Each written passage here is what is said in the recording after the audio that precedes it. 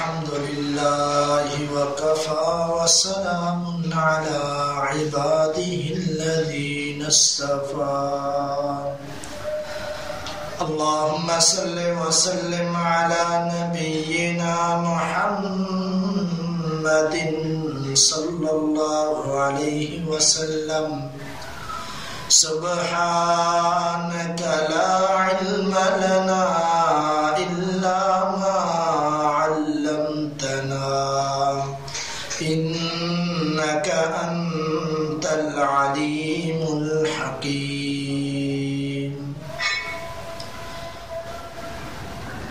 حمد و ثنا درود و سلام کے بعد معزز سامعین اجاں تواں جے سامنے ایک فتنے کے بارے میں ذکر کرنا چاہیے تو یہ کو آسان معاشرے میں عام تھی چکو ہے وہ فتنو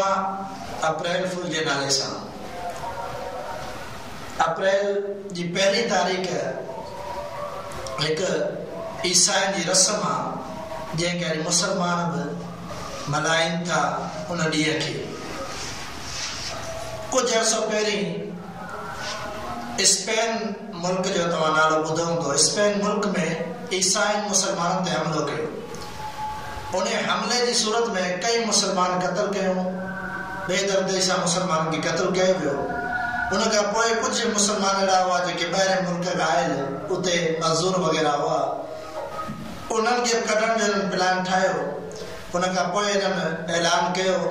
تاں جيڪي مسلمان آهن باقي وہ فلاڻي جگہ تے گڏ ٿين انہن کي اسان پنهنجي پروازن جي ذريعي پنهنجي علاقن میں موڪلي ڇڏينداسين جيڪڏهن مسلمان کي خبر پئي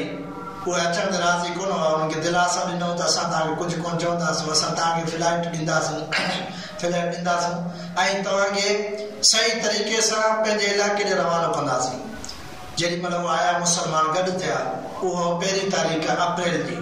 مسلمانوں کے بیارے ویو انہن میں جہادن میں بحری جہادن میں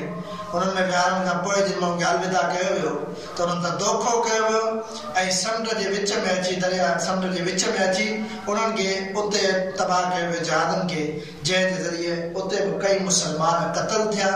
तंहिं जे करे इनखे चयो वेंदो आहे अप्रैल फुल यानी बेवकूफ़नि जो ॾींहुं यानी मुस्लमाननि खे बेवकूफ़ बनाया वियो ऐं उन्हनि खे क़त्ल करण जे लाइ इन्हनि हिकिड़ी साज़िश रची ईसाइन जे साज़िश जे तहत मुस्लमान कई क़त्ल थिया अॼु असांजा मुस्लमान भाउर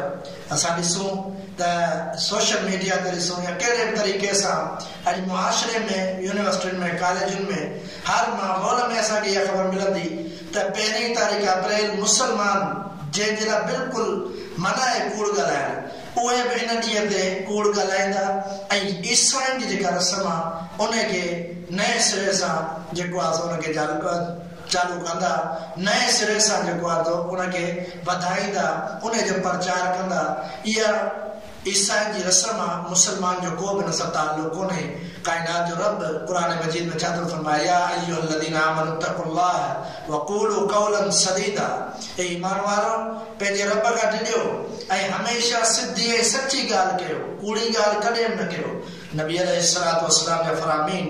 सही मुस्लिम की रिवायत है अल्लाह के रसूल सल्लल्लाहु अलैहि वसल्लम फरमायो अलैकुम बिस्सिद्क़ फइन्न अस्सिद्क़ यहदी इलल बिर्र फइन्नल बिर्र यहदी इलल जन्नह व मा यज़ालु रजुलु यस्दुक़ु व यतहर्रा अस्सिद्क़ हत्ता युक्तब इंदल्लाहि सिद्दीक़ा पर फरमायो त तव्हांखे ज़रूरी आहे सच ॻाल्हायो इहो सच जेको आहे नेकी जे रस्ते ते वठी वञे ऐं नेकी जन्नत में वठी वेंदी आहे ऐं जेको शख़्स हमेशह सच ॻाल्हाईंदो आहे अल्लाह रब्बुल आलमीन अर्श मां अल्लाह ते उनखे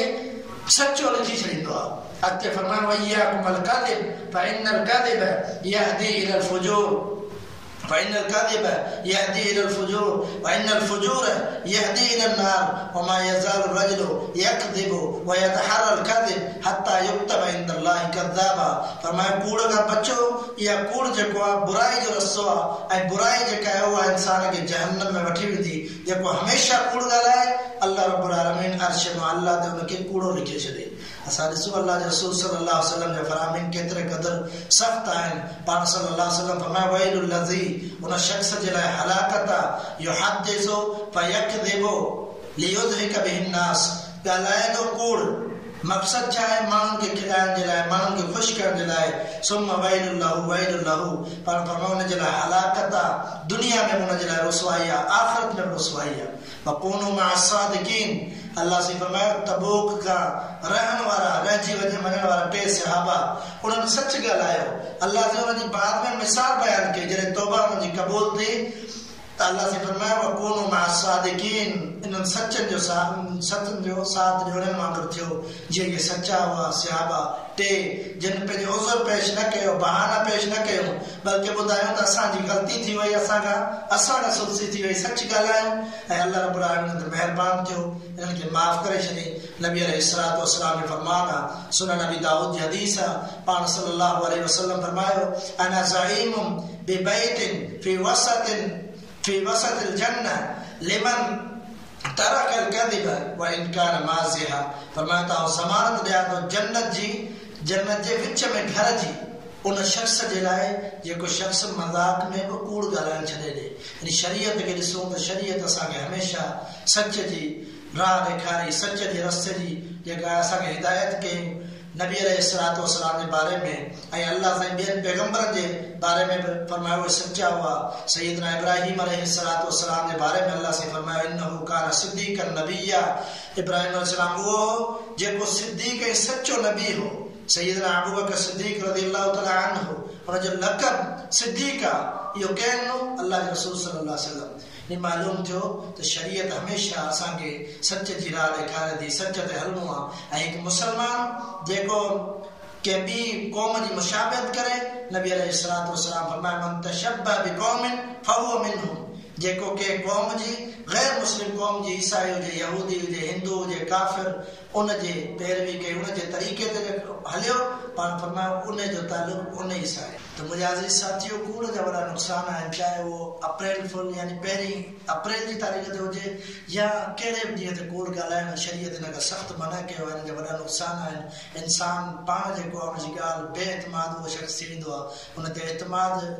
माण्हू न कंदा आहिनि जेको कूड़ो शख़्स हूंदो आहे इहा वॾी बुरी सिफ़त आहे जॾहिं मां ॾिसंदा त मक्का जा मुशरिकीन उहे बि अल्लाह जे रसूल सल्लल्लाहु अलैहि वसल्लम जे बारे में सच पिया ॻाल्हाइनि उन हिरकल जे साम्हूं जेको ईसाई बादशाह हो छो इन जे करे त को असांखे कूड़ो न चए अबू सुफ़ियान जो मक़सदु इहो त केरु मूंखे कूड़ो न चए इन करे सभु सचियूं ॻाल्हियूं ॿुधायो त असांखे बि इन ई राह ते हलणु घुरिजे जंहिं ते असांखे शरीयत रहनुमाई करे थी हमेशह सच ॻाल्हाइणु घुरिजे ऐं हमेशह कूड़ खां